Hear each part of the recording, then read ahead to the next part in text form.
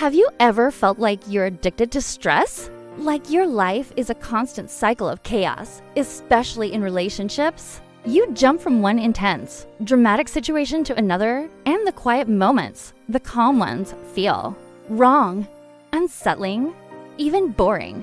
If this sounds familiar, I want you to know you're not alone. For a long time, this was my reality. I was addicted to the roller coaster, to the push and pull, the breakups and makeups. I mistook the anxiety, the sleepless nights, and the constant knot in my stomach for passion. I thought that was what love was supposed to feel like. It took me years to understand that what I was experiencing wasn't love.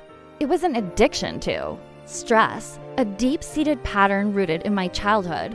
Our nervous systems are incredibly adaptive. If we grow up in an environment where we constantly have to be on high alert, walking on eggshells, anticipating the next conflict, or trying to earn love and safety, our bodies learn that this state of hypervigilance is normal. The stress hormones, cortisol, and adrenaline become our baseline. Our nervous system literally gets wired for chaos. Think about it. When you're a child and your home life is unpredictable, you learn to survive by being constantly ready for danger. Your little body is flooded with stress chemicals to help you cope. Over time, your system doesn't know how to function without them. So, as an adult, when you find yourself in a calm, stable, and secure environment, it feels foreign. Your brain, accustomed to the chemical rush of stress, interprets the absence of chaos as a threat. It screams, "This is too quiet. Something is wrong. Where's the danger?" And subconsciously, you'll seek out situations or people that can give you that familiar hit of stress, just to feel normal again. This is the core of stress addiction. It's not a character flaw or a personal failing. It's a physiological response. You're not crazy for feeling bored in a healthy relationship. Your body is just going through withdrawal from a chemical cocktail it has depended on for years. This is why we often find ourselves drawn to emotionally unavailable partners, to people who create drama, to relationships that feel like a constant battle. The intensity mimics the environment our nervous system was trained in. The dizzying highs of reconciliation feel amazing because they provide relief from the crushing lows of conflict, creating a powerful, addictive cycle. This addiction to emotional turmoil often leads us into something called limerence, which is very different from healthy love. Limerence is an obsessive state of infatuation. It's characterized by intrusive thoughts about the other person, a desperate craving for reciprocation, and a mood that depends entirely on their actions. You're on top of the world when they text you back, and in the depths of despair when they don't. Sound familiar? It's that roller coaster again. Limerence thrives on uncertainty and obstacles. The more unavailable the person is, the more intense the craving becomes. This is because the uncertainty keeps your stress response system activated, feeding the addiction. Healthy love, on the other hand, is the complete opposite.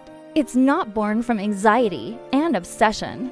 It's built on a foundation of safety, security, and mutual respect. It feels calm. It feels like coming home in a healthy partnership. You don't have to constantly fight for their attention or prove your worth. You can just be yourself. Your nervous system can finally relax. There's no game playing, no emotional whiplash. The connection is stable, consistent, and deeply nurturing. It's a gentle, flowing river, not a raging, unpredictable storm. For someone used to the storm, the quiet river can feel unnervingly still at first. So, how do we break free from this cycle?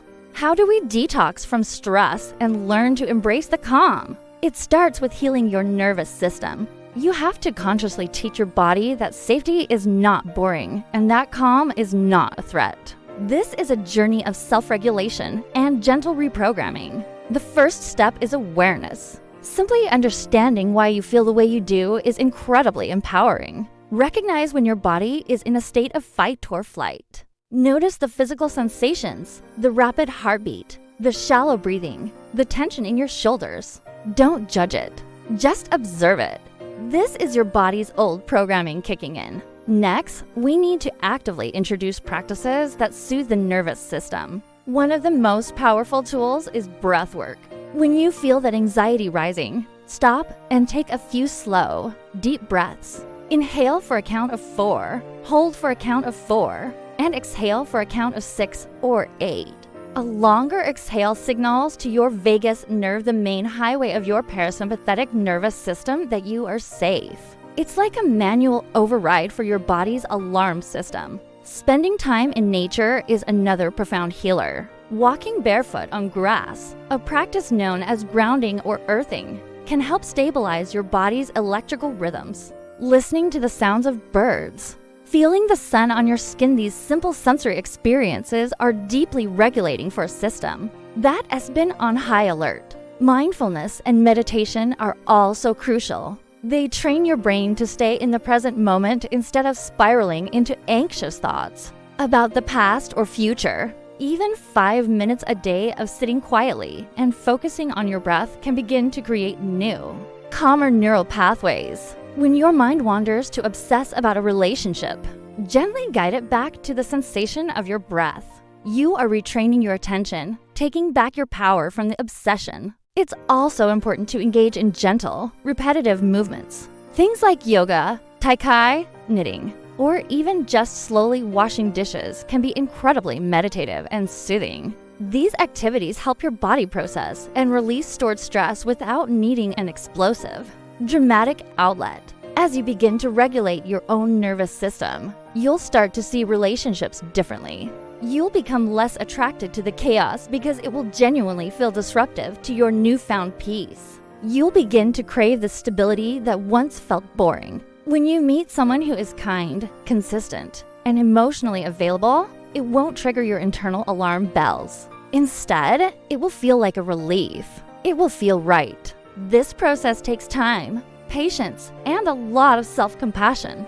There will be moments when the old cravings for intensity surface. You might feel tempted to pick a fight or chase after someone who is clearly not good for you. In those moments, be kind to yourself. Acknowledge the feeling as a withdrawal symptom, a message from your old programming. Take a deep breath. Go for a walk. Call a supportive friend. Do whatever it takes to soothe your nervous system without resorting to the old, destructive patterns. Healing from a stress addiction is about learning to be your own safe harbor. It's about creating an internal environment of peace so that you no longer need external chaos to feel alive. It's about understanding that true. Lasting love doesn't leave you feeling anxious and exhausted. It fills you up. It calms your soul. It's the quiet, steady presence that makes you feel safe enough to finally, truly be yourself. And you deserve that. We all do. Thank you for listening.